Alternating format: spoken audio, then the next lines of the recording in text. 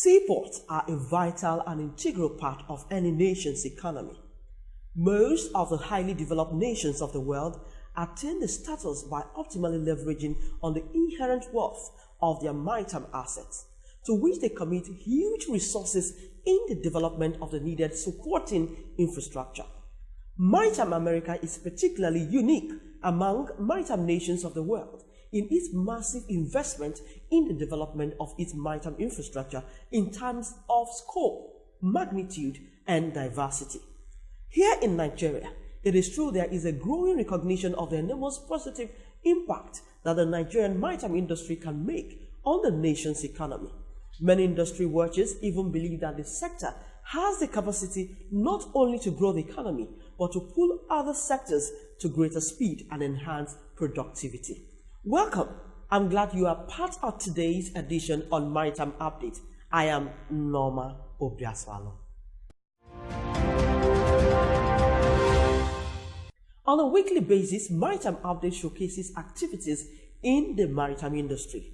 With a vast and extensive natural maritime endowment base, comprising a coastline of over 800 kilometers and an exclusive economic zone of over 200 nautical miles, blessed with a vast inland waterways resources estimated at nearly 3,000 kilometers, comprising over 50 rivers, big and small, that can support a vibrant intra-regional trade.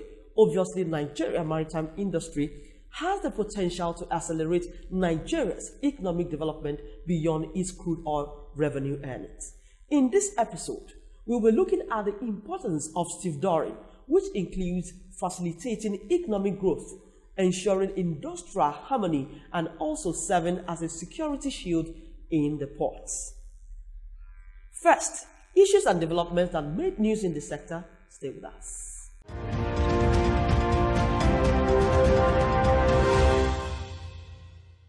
Shippers Council donates bus to Nigerian Maritime Law Association. Amechi to work with marine engineers for maritime development. The NIMASA DG says Nigerian maritime security work in progress. And now to the main news. The Executive Secretary and the CEO of the Nigerian Shippers Council, NSC, Hazan Bello, has handed over the key of an 18-seater bus to the Secretary of the Nigerian Maritime Law Council, NMLA, Emeka Akagbogu.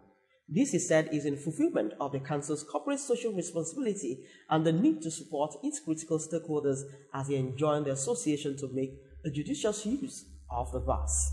Emeka Akagbogu, while receiving the key, expressed the association's profound appreciation to the Council's management for providing a logistics support to the association. He assured the management of NSC of robust working relationship with NMLA. It would be recalled that the Council had earlier donated a Toyota Hilux van to the Maritime Police Command to aid its operations at the ports. The Minister of Transportation, Rotimi Amechi, at the second edition of the Nigerian Maritime Technical Summit in Lagos, pledged that the ministry will work with the Association of Marine Engineers and Surveyors, AMES, towards improving the human capacity element of the nation's maritime industry. The marine engineers are the very heart of the industry because of the key role they play in shipping. As engineers and surveyors, we cannot help but rely on you for the technical expertise for the industry to thrive. That is why we are partnering with AMES to groom our manpower needs in the industry, Amechi stated. The minister, who was represented by the Director General of NIMASA, Dako Kopitasai, said that AMES has been instrumental to some of the initiatives carried out by the government to reform the industry, part of which is the resuscitation of the national fleet and the repositioning of NIMASA. On his part, the president of AMES, Engineer Charles Owadia, said funding is critical to building capacity in the industry as it is faced with the policy, technical and financial challenges, noting that if not addressed, it will be difficult for the industry to achieve its full potentials, as he pledged AMES' commitment to work with government and its agencies to ensure the sector attain its full potentials. The Director General of the Nigerian Maritime Administration and Safety Agency, NIMASA, Dako Kopitasai, has stated that security in the Nigerian maritime domain is work in progress that requires the commitment of all stakeholders to ensure optimum safety of all investment in the sector. Speaking to journalists in Lagos, Peter Side stated that the agency is taking the lead on the issue of maritime safety in the entire West and Central African sub-region, noting that safety and security in the Gulf of Guinea has a direct impact on the Nigerian economy. The NIMASA DG noted that there are a lot of factors that contribute to the cost of products coming into the country through the seas, which makes it very important to tackle insecurity in the waterways, while noting that the management of NIMASA has recognized this fact and is implementing international regulatory instruments in collaboration with various countries in the region to checkmate criminal activities. He said that on the whole front, the agencies of government, especially in the transport sector, has seen collaboration as a way forward, and that this has occasioned the renewal of the MOU between NIMASA and the Nigerian Navy, as well as partnership with other sister parastatals. And that's Maritime News. Maritime updates continue shortly. Stay with us.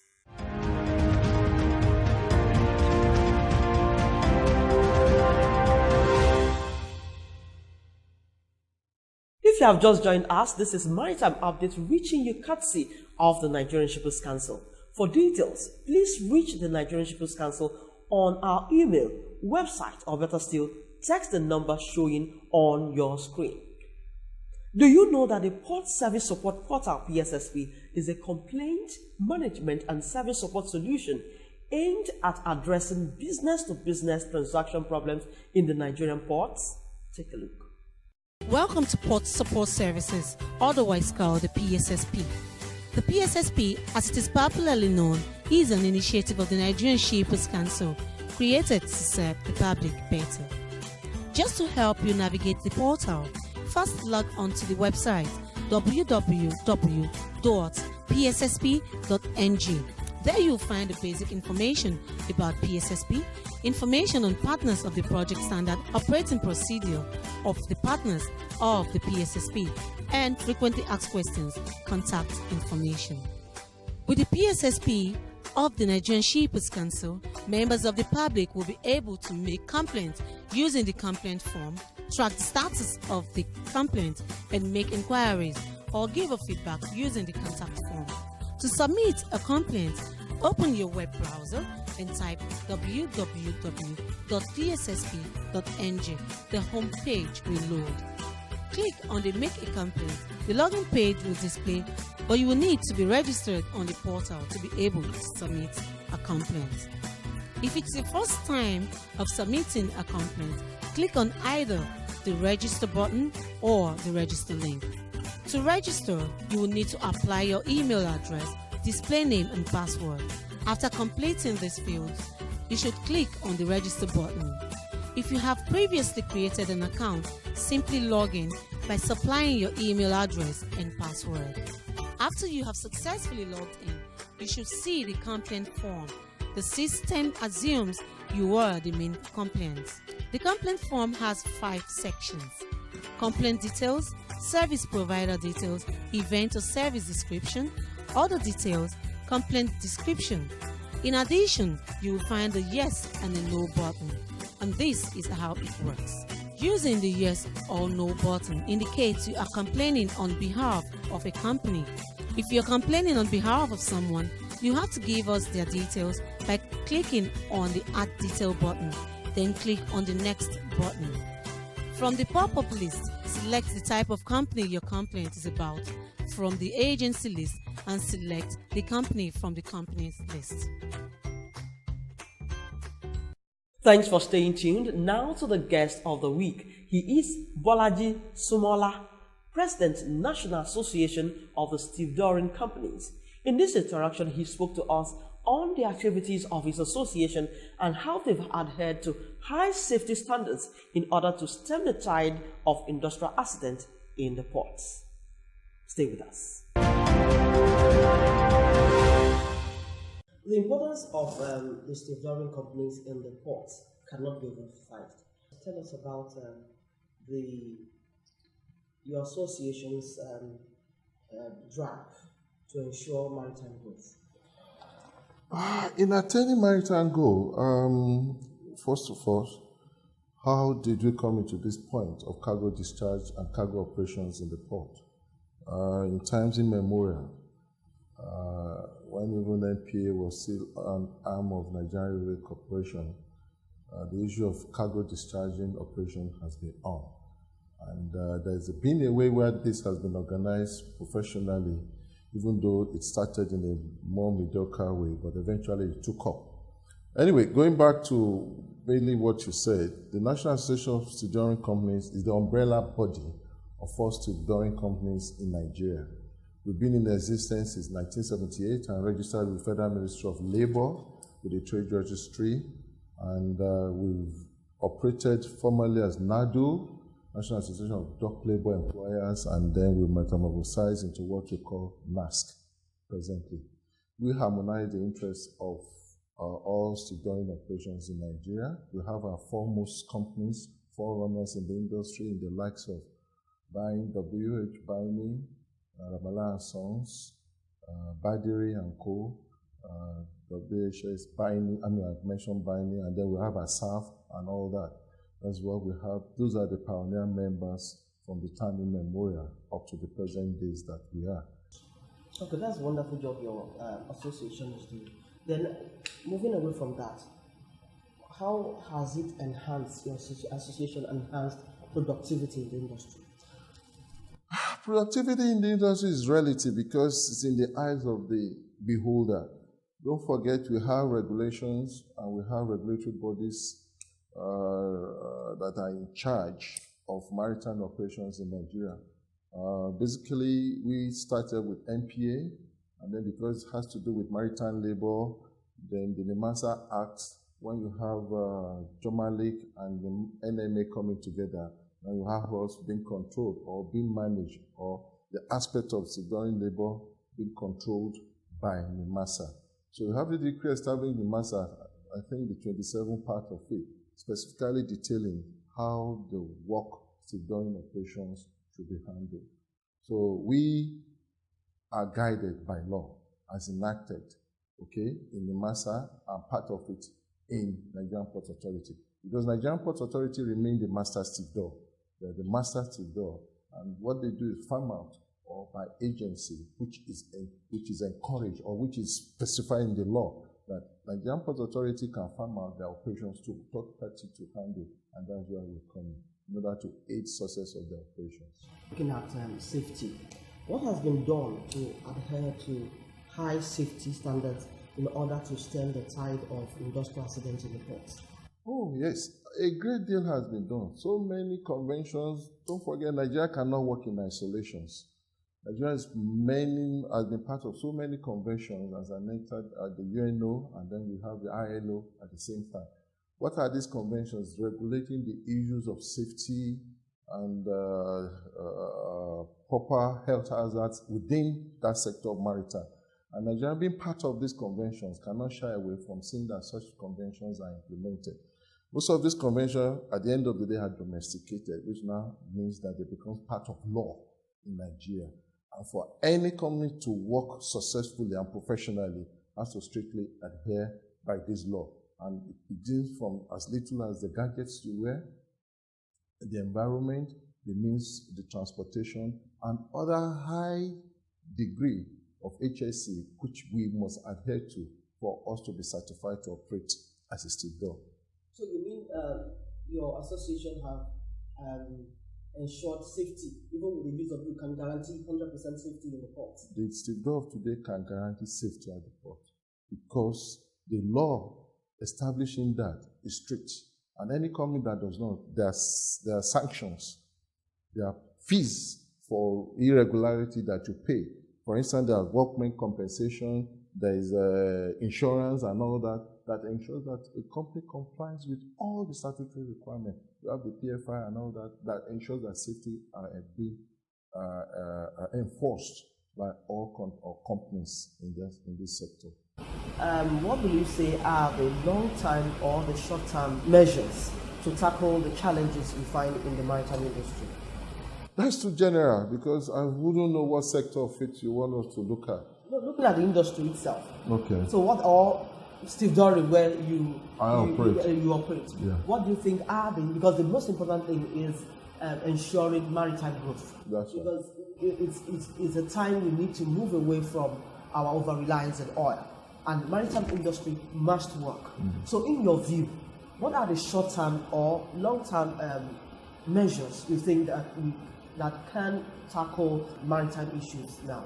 Yeah, like I said initially, when you have over 20,000 or about 20,000 vessels coming within 3 years, and over 584 million tons handled within 3 years, it has to go on the higher trend. I'm sure today, maybe we are talking of about now, maybe because of the economic downturn we had in the last 1 month. But from all indices and indications, the economy is picking up. We'll be thinking of maybe another 30,000 vessels coming to Nigeria. That's a whole lot of vessels. There should be a new rejig of how vessels comes in. Because don't forget, most liners come, they want to make profit. Whereby you'll be having each liner coming with how many? Maybe 1 million TEUs. And that has to be discharged. Maybe half of that will have to be discharged. We don't have the port capacity to do that. Nigeria has to be looking ahead. And that's why we are on the side of this deep sea ports development. Nigeria needs deep sea port operations. One, it will reduce the issue of cost. And then what does that entail? That all other pseudo-maritime organizations or operations, such as those that will be coming into such operations, have to be properly organized to be able to take care of that. But at the same time, as the cargo throughput increases are coming in, don't let us forget about agriculture. We are shouting agriculture. Most of these are products that we want to export to. As we are receiving, we are exporting. Our roads, the intermodal port system, the intermodal transportation, system, must be up and doing. Must be all coordinated so that they can all support the issue of the port activities, because they are all part of port activities. The colonial masters that constructed railway all the way from Karan and Moda or Nguru up to Apapa knows what we are doing in the years when they did this, because they want it to be seamless, that is without much problem. So when we are having all this, the intermodal transportation system must be put right, the rail must be there, the road must be motorable, not clustered, and then you have issues. Apapa gridlock. Nobody can quantify the amount of cost that has done or damage that has done to our industry. Some experts calculated billions of naira daily. We look beyond that. All these little things, so we speak, are very important that should be put in place so as to aid the infrastructural issues you mentioned, and for Nigerian port activities to move higher than what we have now.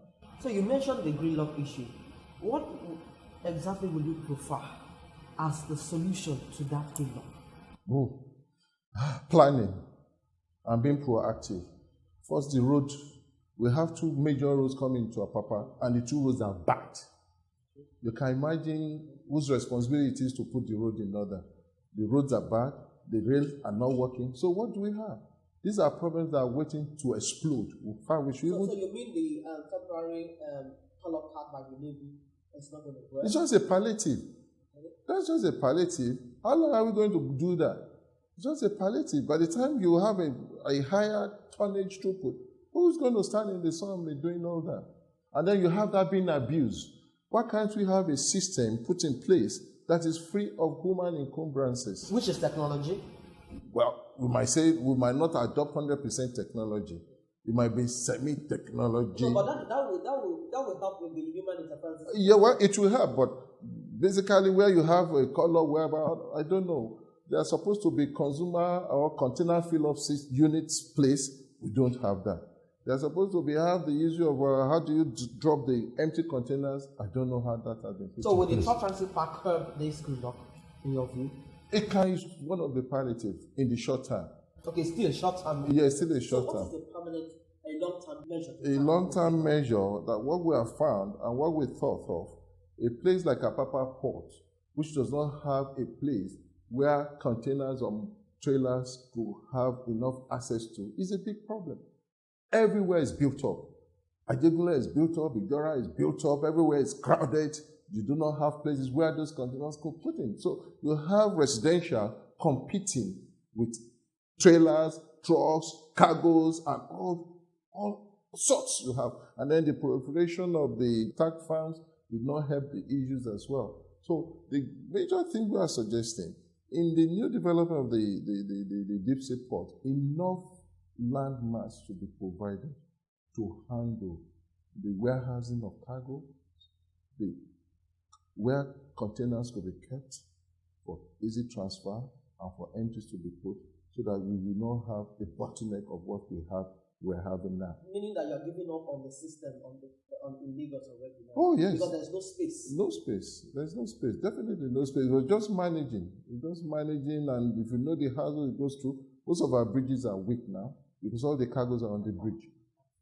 They are there. Up to maybe 5 kilometers over 10 kilometers to the port. You have trailers lying on the way. And this is impacting on our economy, if you like it or not. It's impacting on my industry. Tell us about the foreign dominance in stevedoring services. We have that, and that is illegal. Very, very illegal, because the law does not recognize what they do. There are regulations that have been put in place by federal government that says how stevedoring operations should be regulated. And this is basically domain with the Nigerian Port Authority on the appointment and the law regulating stevedoring operations by NIMASA in terms of what that needs to be done. No private individual can just decide to say, I appoint you without the necessary approval, without the necessary licensing. I mean, that's the right word, licensing, especially from NIMASA. So how do we get to this point where we have foreign dominance, where Nigerians are supposed to be the major people handling these services? Well, I still blame the people who have to enforce the law. You have that because they are doing through the background and it's illegal. And it's high time that I call on all such agencies that are responsible to enforce the law, that it is done. Because we cannot do such things in their country. Do you think there's any conflict of interest of agencies in the port system? Well, maybe you're looking at the multi-agencies at the ports whereby you have 8 of them, isn't it? But I think early in the year or late in the year, I don't know, the NPA came up and said they are streamlined, some are reviewed, are being removed. But 2-3 months down the line, you find them coming in there. Why are they coming there? Has the port been turned to a business center for such agencies? I don't know why they must be at the port. I just don't know. That's just my view of this. How can we ensure international best practices in our ports? Because we have to move away from this Nigerian thing and practice what is accepted internationally. We should, it's just by implementing what the law says.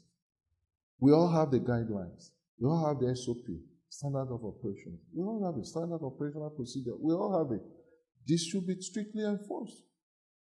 This is not a kangaroo country. This is not a kangaroo operations. What the law says should be strictly implemented. And when the federal government, through the necessary ministry, has promulgated or suggested or advised that these are the people that should be here, so strictly it should be. There should not be lobbying thereafter for other people to come in. Look at Ghana. Well, people say we refer to foreign companies, but Ghana, they come to copy most of the models of things we do. We find them doing it well. Their ports are not populated. So how can we ensure that in our ports? It's just for us to, as human beings, to change our attitudes. So it's a purely attitudinal? It's purely attitudinal because we do not respect the law. We believe we know someone big man somewhere. We know somebody high in the government. So whatever I do, I can always go scot-free. I can always influence what the government says should not be done. Influence it for personal reasons. No, it should not be for personal reasons, but the collective purpose of the majority of this country. That's what I believe in. So laws should be strictly adhered to and strictly obeyed. Where that is not obeyed, sanctions should be immediate. And that is reflected also in your association? Oh, yes. We go strictly by the rule. That is why when the concessionaire came, we did our best to see that this is not law, it's not properly done.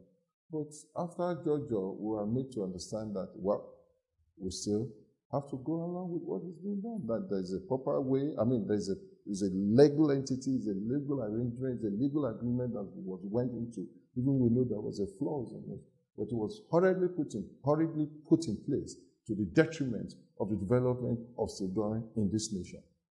I must thank you most kindly for coming on Maritime Update. It's been Bolaji Sumola. He is the President, National Association of stevedoring companies. Many thanks for coming on Maritime Update. You're welcome, madam. Thank you.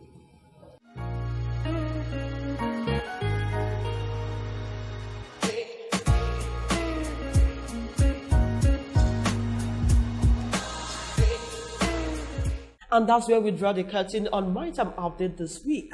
I must thank you most kindly for being a part of this week's edition. Please send your comment and observation on the number showing on your screen as we promise a better package next week. For more details, you can contact the Nigerian Shippers Council on our email, website, or text the number on your screen. You can also view this episode or any of our previous episodes on our YouTube channel, Maritime Update. When you visit, please subscribe and also click the notification button. I am Norma Obiaswalo. Until I come your way again, same time next week, it's goodbye.